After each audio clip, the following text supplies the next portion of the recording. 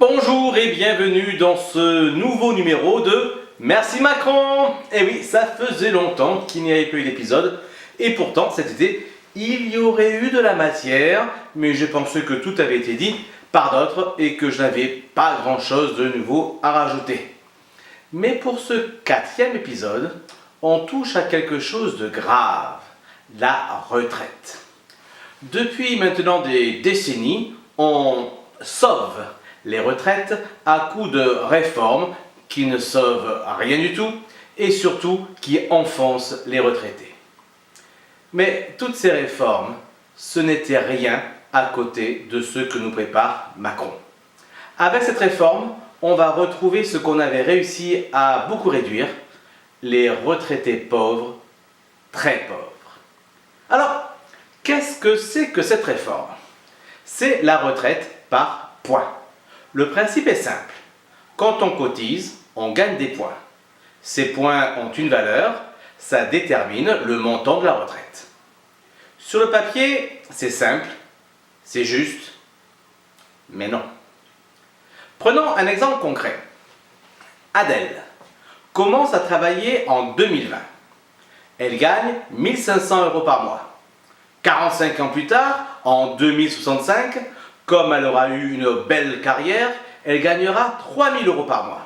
Bon, pour simplifier, on suppose une augmentation linéaire. Avant les différentes réformes, on aurait pris ses 10 meilleures années pour déterminer sa retraite.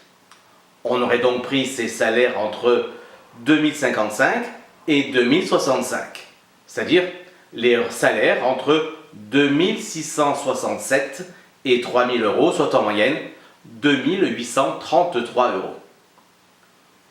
Aujourd'hui, avec les précédentes réformes, on prend les 25 meilleures années. Donc les salaires entre 2040 et 2065. C'est-à-dire les salaires entre 2167 et 3000 €, soit en moyenne 2583. On voit déjà la baisse. Mais là, avec la retraite par points, ce seront tous ces salaires qui vont compter pour déterminer la base. Pas les 10 meilleures années, pas les 25 meilleures années, mais les 45 années. Soit les salaires entre 1 500 et 3 000 €, en moyenne 2250. Et attention, ce n'est que la base. On estime qu'on touchera autour de 70% de cette base, soit 2250 multiplié par 70% égale 1575 €. Retour à la case départ. Vraiment? Eh bien même pas, car les 1575 € de 2065 n'auront rien à voir avec les 1500 € de 2020. La Banque Centrale Européenne a pour mission de faire en sorte que l'inflation soit de 2% par an. Même en supposant que c'est un peu moins, prenant une inflation de 1,5% par an, sur 45 ans, les prix sont donc multipliés par 1,015 puissance 45 égale 1,95. Les prix auront quasiment doublé. Déjà, on voit que le passage de 1500 à 3000 € en 45 ans n'a fait quasiment que suivre l'inflation. Il n'y a pas eu de réelle augmentation du pouvoir d'achat. Mais surtout, regardons à quoi correspondent les 1575 € de 2065 si on les regarde comme en 2020.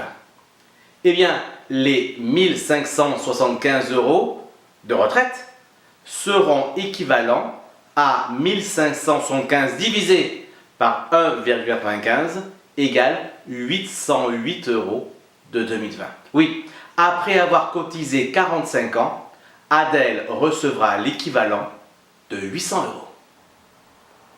Et encore, c'est si tout se passe bien. En effet, vous avez tous entendu le gouvernement nous expliquer qu'à partir de septembre 2019, il n'y aura plus de cotisations sur les heures supplémentaires. Oui, mais c'est justement ces cotisations qui donnent droit à des points pour la retraite. Le fameux tout euro cotisé donne droit au même point de retraite. Donc si on ne cotise pas sur les heures supplémentaires, c'est que les heures supplémentaires ne compteront pas pour la retraite. Comme pour les fonctionnaires. En fait, dans cette réforme, Macron prend le pire du privé, le pire du public, il baisse encore un peu, et même beaucoup, et il fait sa réforme. Alors, pour arriver à ce salaire, Adèle faisait des heures supplémentaires. Sans ces heures, son salaire aurait été de 1300 € en 2020 et 2600 € en 2065. Sa base pour la retraite n'est donc pas de 2250, mais de 1950 €. Ce qui lui fait une retraite de 1365 €, l'équivalent de 700 €. Et ce n'est pas tout. Adèle peut avoir eu quelques accidents de la vie, ou tout simplement, elle a parfois mis en retrait sa carrière pour bien élever ses enfants, en travaillant moins ou en s'arrêtant quelques années. Dans notre système, ces années ne portaient pas vraiment préjudice, puisqu'on ne tenait compte que des 10 ou des 25 meilleures années. Mais là, que toutes les années comptent, ces moments vont faire encore baisser le niveau de retraite. Et rappelez-vous, on était déjà à un équivalent de 700 €. Et donc, ça va faire encore moins. Et cet équivalent de 700 €, c'est pour le moment où Adèle prendra sa retraite. Car ensuite, au fil des années, ça va encore baisser. Tous les ans, le gouvernement décidera de la valeur du point de retraite, comme il fait actuellement avec le point d'indice des fonctionnaires. Si la valeur augmente, la retraite augmente, mais si la valeur baisse, la retraite baisse. Et dans les pays qui ont mis en place la retraite par points, cette baisse n'est pas que théorique, elle arrive réellement. Bon, même, imaginons que la valeur du point ne baisse pas. Il est fort probable que le gouvernement gère cette valeur du point de retraite comme il gère actuellement celle du point d'indice de fonctionnaire. Entre 1995 et aujourd'hui, le point d'indice des fonctionnaires a augmenté d'environ 10%, alors que l'inflation officielle était de 35%. En une vingtaine d'années, c'est encore 25% de perte de pouvoir d'achat. Appliquons cela à la retraite d'Adèle. En 2085, elle aura donc une retraite équivalente à 700 multiplié par 0,75 égale 525 €. Et même moins, on a expliqué tout à l'heure pourquoi. Alors, une réforme qui fait que Adèle, qui aura travaillé toute sa vie, qui aura cotisé toute sa vie, qui aura lutté pour s'en sortir, avec un pouvoir d'achat qui aura stagné, se retrouve avec l'équivalent de 500 € d'aujourd'hui par mois pour vivre. Une telle réforme qui, par construction, va créer des générations de retraités pauvres et même très pauvres. Vous en voulez, vous? Pas moi. Mais vous savez quoi? J'ai même pas le cœur de dire merci Macron. À bientôt.